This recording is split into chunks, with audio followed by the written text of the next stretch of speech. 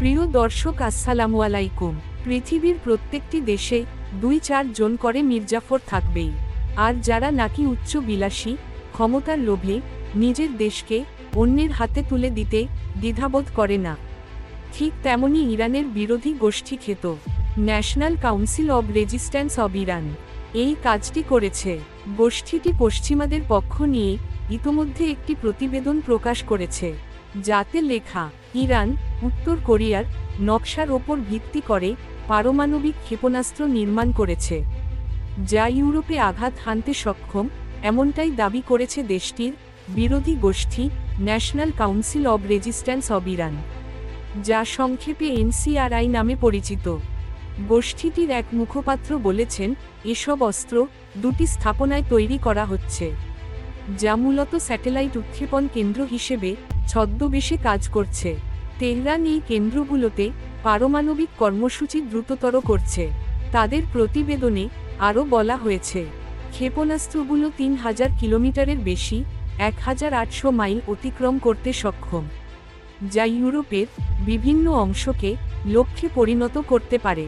ইরানের ইসলামী বিপ্লবী গার্ড বাহিনী IRGC এবং উন্নত প্রতিরক্ষা গবেষণা সংস্থা শাহুদ মিসাইল সুবিধা পরিচালনা করছে, যেখানে পারমাণবিক ওয়ারহেড তৈরি করা হচ্ছে।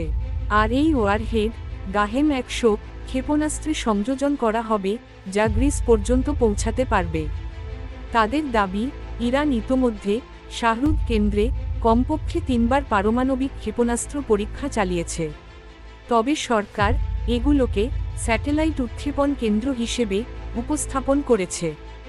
IRGC আগামী কয়েক মাসের মধ্যে আরও উন্নত গাহেম 100 রকেট পরীক্ষা করতে চায়। তাদের দ্বিতীয় পরীক্ষামূলক কেন্দ্রটি সেমনান শহরের দক্ষিণ পূর্বে 43 মাইল দূরে অবস্থিত, যেখানে ইরান সিমোর্গ ক্ষেপণাস্ত্রের উন্নয়ন করছে, যা উত্তর কোরিয়ার নকশার ওপর ভিত্তি করে তৈরি।